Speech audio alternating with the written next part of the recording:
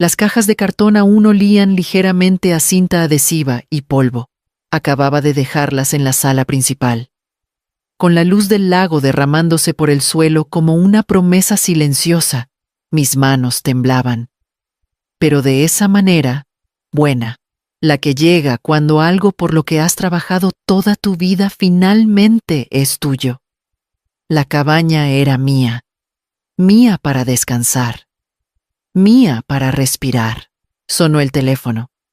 Estuve a punto de no contestar. Pensé que sería algún vecino, tal vez alguien dándome la bienvenida a Valle del Silencio, pero no, era Damián.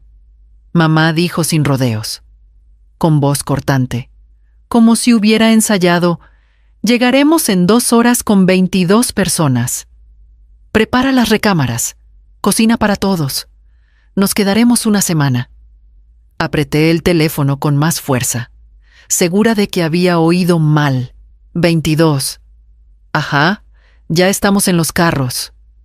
No te agobies, nosotros nos ponemos cómodos. No era una sugerencia, ni siquiera una petición, era una orden. Como si yo fuera empleada esperando su itinerario, de fondo. Se escuchaban niños gritando, risas, murmullos.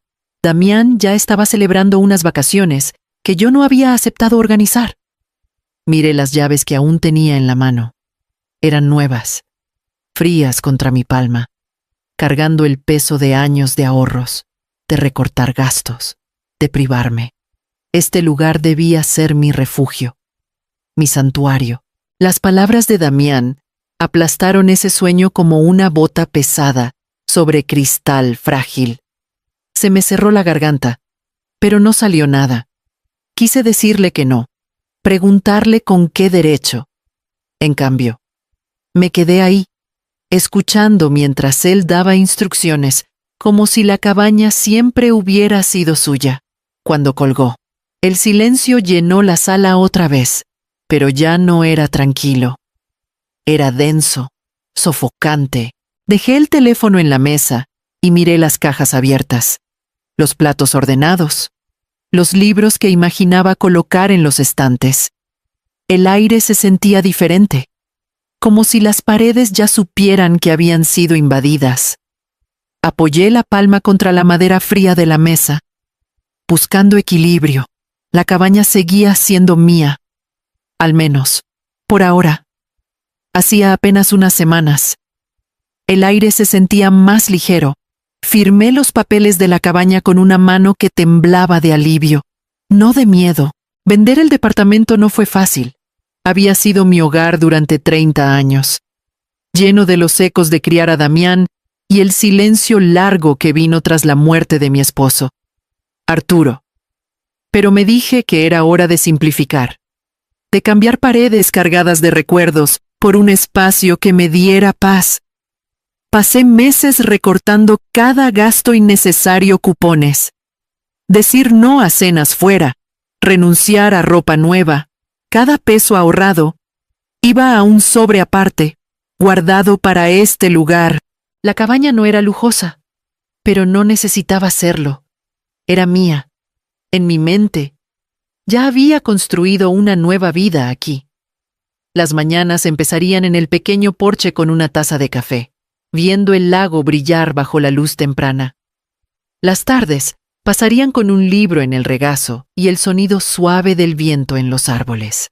Las noches tal vez traerían el golpe ocasional de un vecino, alguien dejando unos jitomates o preguntando por el clima. Un ritmo de compañía tranquila y soledad, eso era todo lo que quería. Cuando crucé la puerta principal por primera vez, escuché la voz de Arturo en mi memoria, cálida y firme. Este debe ser el tiempo en que descanses, no en que sirvas. Lo dijo hace años, cuando aún trabajaba 2 turnos en la escuela y daba clases particulares por las noches. Siempre creyó en un futuro donde pudiera respirar sin un reloj marcando sobre mi hombro. Pensé que por fin había alcanzado ese futuro. Pensé que el mundo me dejaría conservarlo. Pero ahora, de pie en la cabaña, con la llamada de Damián resonando en mis oídos, Me di cuenta de lo frágil que era ese sueño. Damián no venía de visita. Venía a reclamar espacio, a llenar el aire con exigencias y ruido hasta que el sueño se disolviera. Miré las cajas vacías en el suelo y supe que mi vida tranquila ya se me escapaba de las manos, y la invasión ni siquiera había comenzado. Los escuché antes de verlos, motores rugiendo por el camino angosto, puertas de carros cerrándose una tras otra, voces derramándose en el aire como una ola. En minutos, la paz de la cabaña fue aplastada por el sonido de pasos subiendo al porche y risas resonando como si esta casa siempre les hubiera pertenecido. Damián fue el primero en entrar, con una sonrisa de oreja a oreja. Su esposa lo seguía de cerca, ya dando órdenes como si yo fuera invisible. Luego vinieron primos, suegros.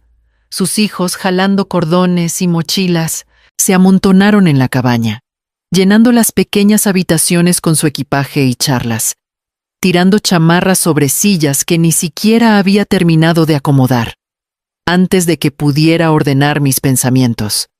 Damián estaba en la puerta de mi recámara. «Nos quedamos con esta», dijo con naturalidad, dejando una maleta sobre la cama. Su esposa se deslizó a su lado, abriendo las cortinas para probar la vista al lago.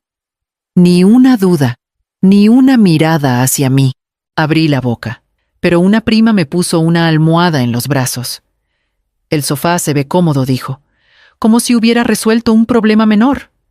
Mi problema. Los víveres que había comprado con cuidado, pan, huevos, 1 litro de leche desaparecieron en 1 hora. El refri quedó a medias, los estantes desvalijados como si hubiera pasado un huracán. Luego Damián me puso una lista doblada en la mano. Cerveza, carne, papitas, galletas, refrescos, 2 carritos llenos. «Tú conoces las tiendas de por aquí mejor que nosotros». «Solo consíguelo», dijo, volviendo a su plática. Manejé al pueblo, con las manos rígidas en el volante, en la caja. El total parpadeó 6,000 pesos. Mis 6,000 pesos. Los ahorros que tanto cuidé, ahora cambiados por botellas y bolsas que se acabarían antes del amanecer. Cuando regresé, la cabaña estaba más ruidosa que antes. La música sonaba desde el celular de alguien. Los niños se perseguían por el pasillo. Y el sofá, mi nueva cama, estaba lleno de zapatos y chamarras. Me quedé en la entrada, apretando el recibo, y sentí que el sueño de una vida tranquila se alejaba más. Esa noche, después de recoger botellas vacías y limpiar migajas de la mesa, me senté al borde del sofá con el recibo aún doblado en el bolsillo. Las risas venían de mi recámara, la que Damián y su esposa habían reclamado sin pensarlo. El sonido me apretaba el pecho, no porque odiara las risas, sino porque sabía que yo había pagado por cada eco de ellas. Aún recuerdo la noche que vendí mi anillo de bodas. Era la última pieza de oro que tenía, el anillo que Arturo deslizó en mi dedo con manos temblorosas a los 19. Damián necesitaba dinero para la colegiatura, y los ahorros se habían acabado. Me dije que Arturo lo habría entendido. Me dije que Damián lo recordaría, pero viéndolo ahora, tirado en mi cama con sus suegros alrededor, riendo sin preocupaciones, me di cuenta de que él no cargaba esos recuerdos. Los sacrificios que me habían moldeado eran invisibles para él. El año pasado, el reloj de mi difunto esposo desapareció de mi cajón. Damián admitió que lo había tomado prestado y se encogió de hombros cuando pregunté dónde estaba. «Se me habrá perdido», dijo, como si una vida de significado valiera lo mismo que unos calcetines extraviados. Me dije que no debía pensar en eso, pero el dolor nunca se fue. Ahora, viéndolo reír con la familia de su esposa, entendí algo más profundo. No era solo que olvidara, era que nunca consideró esos sacrificios como suyos para recordar. Me recosté en los cojines del sofá, el ruido de la casa pesando como una losa. por primera vez en años, dejé que el pensamiento se formara con claridad. Tal vez Damián nunca me vio de verdad. Los resortes del sofá rechinaban cada vez que me movía, pero ninguna posición me daba descanso. Me dolían las rodillas de acurrucarme en los cojines estrechos, y una corriente se colaba por la ventana junto a la puerta. Subí la sábana delgada, intentando obligar a mi cuerpo a dormir, pero el ruido del pasillo no me dejaba. Las risas salían de mi recámara, mezcladas con el golpeteo leve de música desde el celular de alguien. Las voces subían y bajaban, despreocupadas, como si esta cabaña siempre les hubiera pertenecido. Mi cuarto, mi cama estaba lleno de charlas. Mientras yo yacía en la sala como un pensamiento secundario, cerré los ojos. Pero las palabras se colaban por las paredes. La esposa de Damián susurraba, aunque no con suficiente cuidado. «Aquí es gratis», dijo, con un tono ligero, casi juguetón. «Tu mamá ya está grande. No va a usar su dinero de todos modos. Mejor que nosotros lo disfrutemos». Un coro de risitas apagadas siguió. Esa frase me golpeó más fuerte que cualquier portazo o palabra hiriente. La sentí como una grieta profunda, una ruptura que llevaba años formándose, pero que finalmente se quebró. No solo ignorada, no solo dada por sentada, descartada, tachada de inútil, como si mi valor hubiera caducado cuando mi cabello se volvió gris. Miré el techo, iluminado por el leve resplandor de la luz del porche. Se me cerró la garganta, pero no hubo lágrimas. Algo más frío se asentó, una comprensión que me dejó inmóvil. Pensé en la voz de Arturo otra vez, diciéndome que merecía descansar, que un día la carga se levantaría, pero aquí estaba, aún cargándola. Solo que ahora había cambiado de forma. No eran labores, ni cuentas, ni preocupaciones por el futuro. Era el peso de ser vista como nada más que una cartera y una sirvienta. Las risas en mi recámara se hicieron más fuertes, y la almohada bajo mi cabeza se sentía más delgada que papel. Me quedé despierta hasta que los sonidos se mezclaron, mirando la oscuridad, con las palabras dando vueltas sin parar. Por la mañana, supe que algo dentro de mí ya no se doblegaría. Mientras yacía rígida en el sofá, el susurro de una conversación antigua regresó a mí. Unas semanas antes, cuando la pintura de las paredes de la cabaña aún estaba fresca en mi mente, un vecino se había apoyado en mi cerca y dijo: «Cuando la familia sepa que tienes una cabaña, la tratarán como suya. Protégete». Me reí entonces, más por incomodidad que por gracia. «Mi hijo no haría eso», respondí, metiendo las manos en los bolsillos de mi chamarra. El vecino solo negó con la cabeza, con una expresión callada, sabedora. La verdad es que sus palabras se quedaron conmigo. Despertaron algo que no podía ignorar. Tal vez fueron los años de sobrevivir a duras penas, o el recuerdo de perder a Arturo demasiado pronto. Pero había aprendido que la cautela nunca desperdicia nada. Así que fui al pueblo, más allá de la tienda a la que Damián ahora me mandaba, y entré a una oficina de abogados con persianas ordenadas y un aire más denso de lo que estaba acostumbrada a respirar. Aseguramos la escritura. Cada línea fue revisada, sellada y archivada. Pregunté sobre los derechos de la familia, sobre qué necesitaba para mantener este lugar como mío si alguien intentaba torcerlo. El abogado sonrió levemente y dijo: «El papel es más fuerte que las promesas». Antes de irme, le pedí que redactara algo más, un contrato de renta. Términos claros.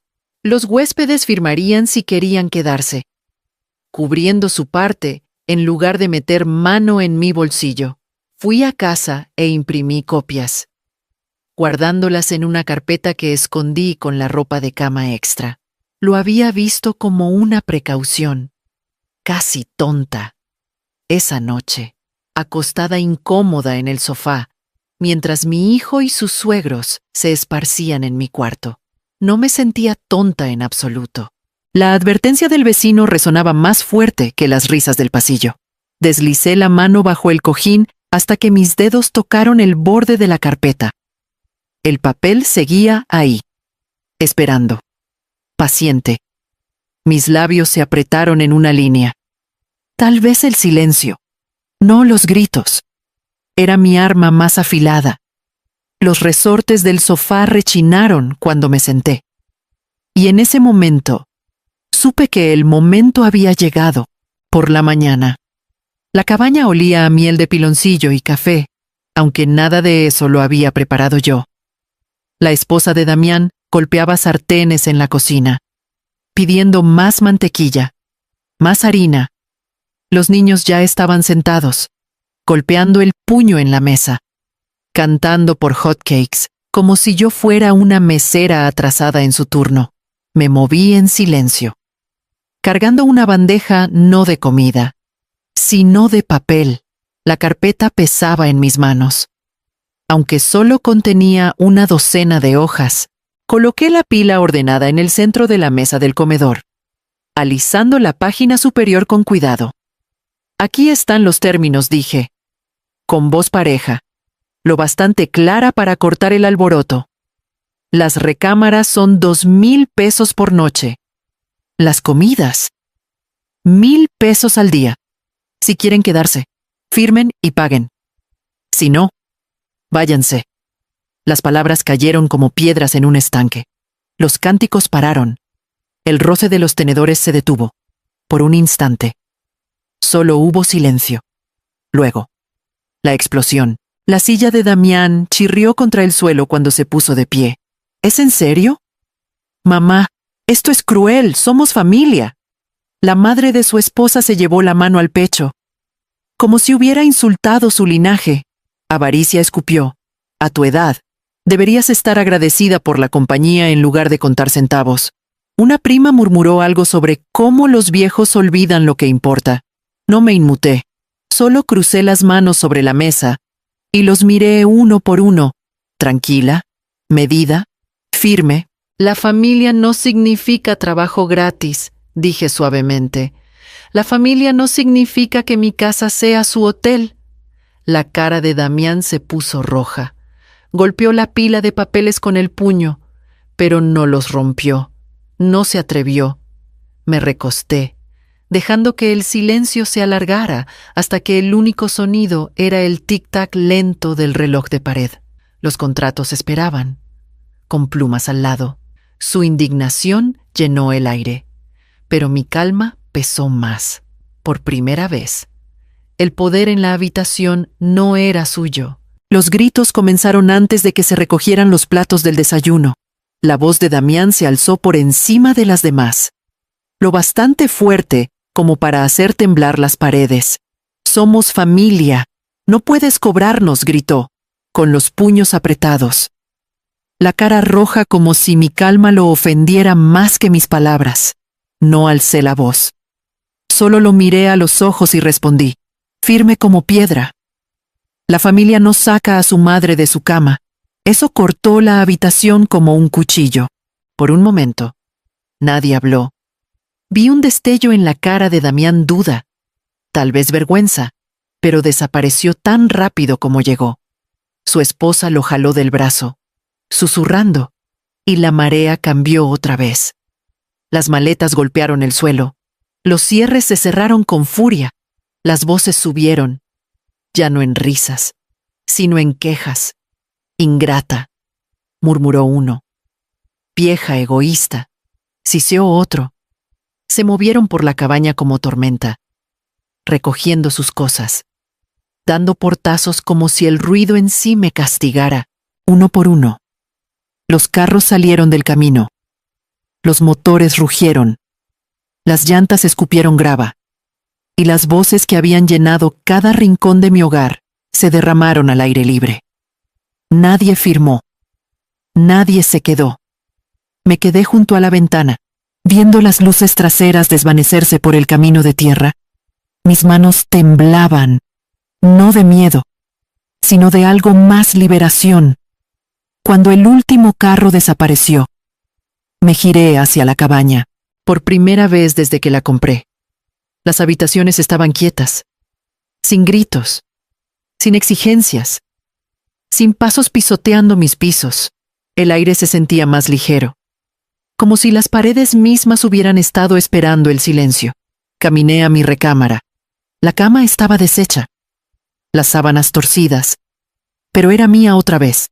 Apoyé la palma en la cabecera, exhalando despacio. La calma no se sentía como soledad, se sentía como paz. El sofá de la sala aún tenía la marca de mis noches sin dormir.